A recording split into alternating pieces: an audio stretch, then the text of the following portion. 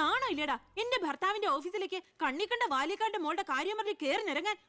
ഏട്ടന്റെ തൊലി ഉരിഞ്ഞു പോയി. അതെന്നെ എന്തായാലും ഉരിഞ്ഞ തൊലി കളയണ്ട, ലെതറിന് പകരം ഉപയോഗിക്കാം. ചെരുപ്പുണ്ടാക്കാൻ കണ്ടാമറത്തിന്റെ തൊലി തെയ്യില്ലടി. ഇനി മേലിൽ ഓരോന്ന് പറഞ്ഞ് ഗോപിയേട്ടന്റെ ഓഫീസിലേക്ക് കേറി ചെല്ല്, അപ്പൊ കാണാം. നിനക്ക് സ്ത്രീധനം കൊടുത്ത കാശ് കൊണ്ട് സ്ഥാപിച്ച അല്ല കളക്ടറേറ്റ്. അവിടെ പല ആവശ്യങ്ങൾക്കായിട്ട് പലരും വരും. ജനങ്ങളുടെ കാര്യങ്ങൾ നോക്കി നടത്തുന്ന വെറും ഒരു പബ്ലിക് സർവന്റാ നിന്റെ കളക്ടർ.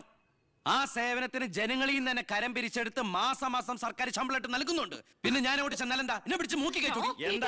എന്താ ഇവിടെ ഒരു ശബ്ദം? കോട്ടപ്പുറത്ത് താമസിക്കുന്ന കാമുകിക്ക് കുടിവെള്ളം ഇല്ലെന്ന് കാമുകന്റെ വേവലാതിയാ. മിനറൽ വാട്ടർ കുളിക്കുന്ന നിങ്ങൾക്കൊന്നും കുടിവെള്ളത്തിന്റെ വില മനസ്സിലാവില്ല. കണ്ടില്ലേച്ചാ, വാലിക്കാരിയുടെ മകളെ പറ്റി പറഞ്ഞാ ഇത്ര ചൊടിപ്പ്. അതെങ്ങനെയാ? മൊട്ടയിന്ന് വിരിയുന്നതിന് മുമ്പ് എഴുത്തു കൊടുത്തവനല്ലേ നീ? ഈ കണക്കിന് അവളെയും കിട്ടി നീ ഈ കുടുംബത്തിൽ കയറി വരില്ലെന്ന് എന്തോ ഉറപ്പ്? ഒരു ഉറപ്പില്ല, സംഭവിക്കാം. നിന്നോടൊരു കാര്യം പറയാനിരിക്കായിരുന്നു. കോട്ടപ്പുറം കോള കമ്പനിയുടെ കാര്യത്തിൽ നീ ഇടപെടണ്ട. ഇടപെടാതിരിക്കാം. ആ കമ്പനി അവിടുന്ന് മാറ്റി സ്ഥാപിക്കണം.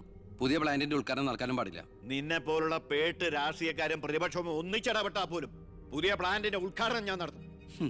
ചന്ദനക്കാട്ടിൽ ബാലഗംഗാധര മേനോന്റെ മകനാണ് ഈ ഞാനെങ്കിൽ ആ ഉദ്ഘാടനം നടക്കില്ല. നിനക്കൊരു ചുക്കും ചെയ്യാനൊക്കെടാ.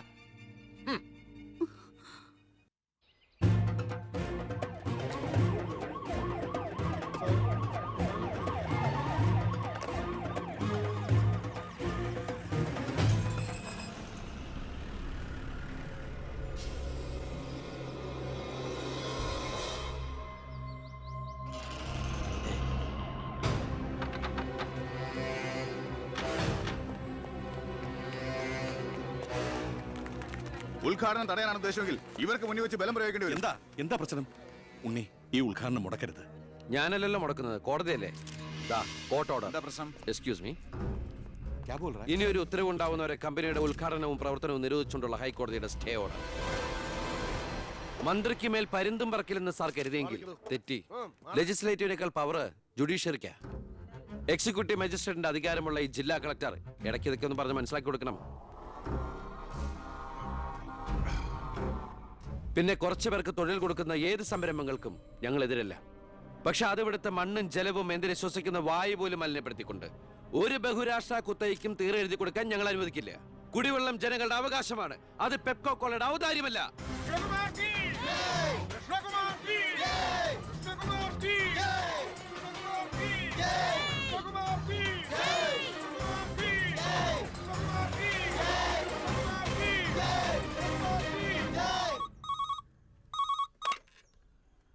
ഹലോ ഹലോ, ഞാൻ ഷാരിയ. എന്തൊക്കെയുണ്ട്? എങ്ങനെയുണ്ട്? ഇപ്പൊ എവിടെയുണ്ട്? സ്കൂളിൽ നിന്നാ. എന്തെങ്കിലും പ്രശ്നം? ഒരു ചെറിയ പ്രശ്നമുണ്ട്. ഒരു കാര്യം പറയാനായിട്ട് എങ്ങനെ പറയണ്ടേന്നറിയില്ല. ഒന്ന് നേരിട്ട് കാണാൻ പറ്റുമോ? നേരിട്ട് കാണാൻ പറ്റുമെന്നോ? എപ്പ കണ്ടെന്ന് ചോദിച്ചാ പോരെ? 4 മണിക്ക് സ്കൂൾ വരെ ഒന്ന്. ഓ, ഞാനും കാണാൻ കാത്തിരിക്കല്ലേ.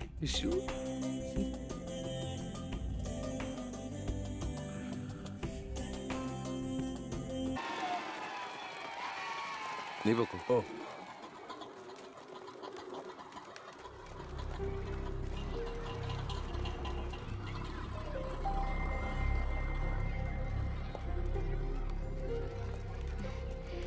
ഞാൻ ഇങ്ങോട്ട് വിളിച്ചത് ബുദ്ധിമുട്ടായോ? ശാരി എന്നെ ഏത് പാതാളത്തിലേക്ക് വിളിച്ചാലും എനിക്ക് വരാൻ ഒരു ബുദ്ധിമുട്ടില്ല. അല്ല, ഇതിനൊക്കെ ബുദ്ധിമുട്ടില്ലേ പിന്നെ എന്തിനാ ബുദ്ധിമുട്ട്? എന്താ പറയാനൊരു ബുദ്ധിമുട്ട്? അത് എങ്ങനെ തുടങ്ങണ്ടേന്ന് എനിക്ക് എങ്ങനെ വേണമെങ്കിലും തുടങ്ങിക്കോളൂ. അല്ല, ഒരാള് മറ്റൊരാളെ സ്നേഹിക്കാന്ന് പറയണത് തെറ്റാന്ന് എനിക്ക് തോന്നിയിട്ടില്ല. അതിപ്പോ തെറ്റാന്ന് ആരാ പറഞ്ഞെന്ന്? അപ്പൊ തെറ്റല്ലല്ലോ. ഈ ഇഷ്ടം പ്രേമം എന്നൊക്കെ പറയണത് പവിത്രമാണ്, പരിഭാവനമാണ്. അതിന് പ്രായവും പരിമിതികളൊന്നും ഒരു പ്രശ്നമല്ല. സ്നേഹമാണ് അഖിലസാരമൂഴിയിൽ എന്ന് കുമാരനാശൻ പറഞ്ഞിട്ടില്ലേ? മനസ്സുകൾ തമ്മിലുള്ള ഐക്യം, പൊരുത്തം, പിന്നെ പരസ്പരം മനസ്സിലാക്കാനുള്ള പക്വത, അത് മതി പരിശുദ്ധമായ പ്രണയത്തിന്. എനിക്കും അത്രയൊക്കെ തോന്നിയിട്ടുള്ളൂ. പക്ഷേ പാവപ്പെട്ടവരും പണക്കാരും തമ്മിലുള്ള അന്തരം എന്നൊക്കെ പറഞ്ഞ എന്താ അന്തരം? പോവാൻ പറയണം. ഇങ്ങനെ ഒരു ബന്ധത്തിന് എതിർപ്പുകൾ ഉണ്ടാവും, സ്വാഭാവികം, നമുക്കത് മനസ്സിലാവും. പക്ഷെ ആ എതിർപ്പുകളുടെ കോട്ടമതിലുകൾ തച്ചുടച്ചൊന്നാകണം. എപ്പോഴായാലും ചേരേണ്ടവർ തമ്മിലേ ചേരും. ചേർക്കണം, എന്നാലേ മറ്റുള്ളവരുടെ പ്രാർത്ഥന ഉണ്ടാവും.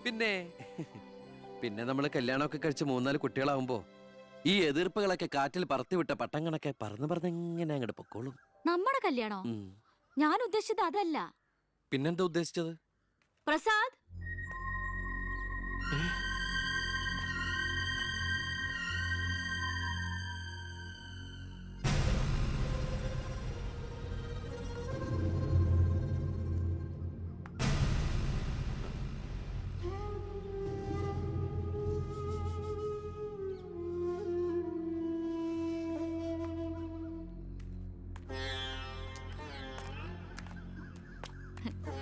ഇത് പ്രസാദ്, ഈ സ്കൂളിലെ മാഷാ.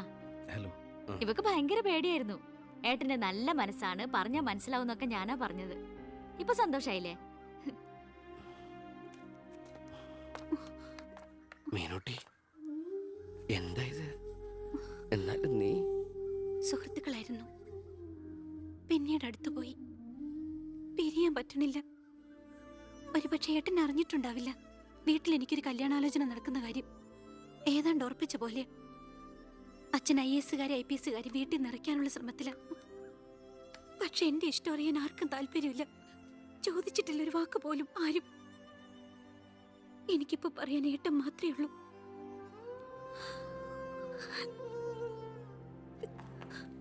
തെറ്റായിട്ട് പറയുകയല്ല. മന്ത്രിയുടെ മകൾ, കോടീശ്വരി, നല്ല വിദ്യാഭ്യാസം, സുന്ദരി. ആർക്കും മോഹം ഉണ്ടാവും. ഞാൻ അറിഞ്ഞിരുന്നില്ല മന്ത്രിയുടെ മകളാണെന്നൊന്നും. ഒരുപക്ഷെ എൻ്റെ ക്യാരക്ടർ അറിയാവുന്നതുകൊണ്ടാവാം മീനു അത് മാത്രം എന്നിൽ നിന്ന് മറച്ചു വെച്ചത്. എൻ്റെ ആഗ്രഹങ്ങൾക്ക് ഞാൻ എന്നൊരു പരിധി വെച്ചിരുന്നു. വീട്ടിലാരൊക്കെയുണ്ട്? അച്ഛൻ, അമ്മ, പെങ്ങമാർ. അവരുടെയൊക്കെ ഏക പ്രതീക്ഷയും അത്താണിയും ഞാൻ തന്നെയാണ്. MPhilന്റെ റിസൾട്ട് വന്നാൽ എനിക്ക് ഏതെങ്കിലും ഒരു മാനേജ്മെന്റ് കോളേജിൽ ലെക്ചർ പോസ്റ്റ് ഉറപ്പാണ്. അത് കഴിഞ്ഞ് കൃഷ്ണകുമാറിനെ കാണണമെന്ന് വിചാരിച്ചിരിക്കുകയായിരുന്നു ഞാൻ. ശക്തമായ എതിർപ്പുകൾ ഉണ്ടാവും. അതിനൊക്കെ തരണം ചെയ്യാനുള്ള തൻ്റെ അവിടെ ഉണ്ടോ? ഉണ്ട്. എങ്കിൽ ഞാൻ കൂടെ ഉണ്ടാവും.